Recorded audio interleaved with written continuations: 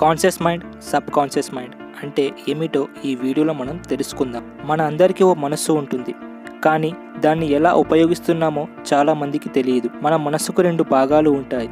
ఒకటి conscious mind అంటే చేతన మనస్సు, ఇంకొకటి సబ్ కాన్షియస్ మైండ్ అంటే అవచేతన మనస్సు. మనం రోజు ఆలోచించేది కాన్షియస్ మైండ్తో, కానీ మనం పదే పదే ఆలోచించే విషయాలు నెమ్మదిగా సబ్ కాన్షియస్ మైండ్తో వెళ్ళిపోతాయి. అయితే అవచేతన మనస్సే మన జీవితాన్ని స్పష్టించే శక్తి. మీరు మంచి ఆలోచనలు చేస్తే మంచి ఫలితాలు వస్తాయి. చెడు ఆలోచనలు చేస్తే అది మీ జీవితంలో ప్రతిఫలిస్తుంది.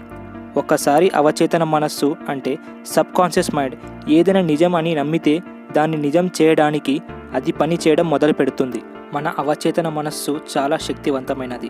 అలాగే మన గుండె కొట్టుకోవడం, రక్త ప్రసరణ, జీర్ణక్రియ ఇవన్నీ అదే నియంత్రిస్తుంది.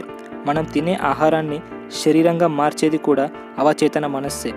అది ఎప్పుడు నిద్రపోదు, ఎప్పుడు పని చేస్తూనే ఉంటుంది. నిద్రపోయే ముందు మన కోరికను స్పష్టంగా మన మనస్సుకు చెబితే అది నెరవేర్చేందుకు లోపలి శక్తులు పనిచేస్తాయి. మన కలలు, ఆశయాలు, మంచితనం అన్నీ అవచేతన మనస్సు నుంచే వస్తాయి.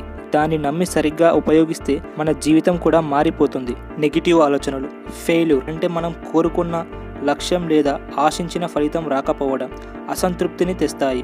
పాజిటివ్ ఆలోచనలు మాత్రం ఆరోగ్యం, విజయం, సంపాదనను తీసుకొస్తాయి. మీరు మనసులో నిజమని నమ్మేదే మీ జీవిత అనుభవంగా మారుతుంది. కాబట్టి సరైన విధంగా ఆలోచించండి, మంచిగా భావించండి. అప్పుడే మనశ్శాంతి కూడా, ఆరోగ్యమైన జీవితం కూడా మీదే అవుతుంది. ఎందుకంటే మీ ఆలోచనలే మీ జీవితాన్ని నిర్ణయిస్తాయి. ఈ వీడియో నచ్చినట్లయితే సబ్స్క్రైబ్ చేయండి. అలాగే మీ ఫ్రెండ్స్ అండ్ ఫ్యామిలీకి షేర్ చేయండి. Thank you for watching.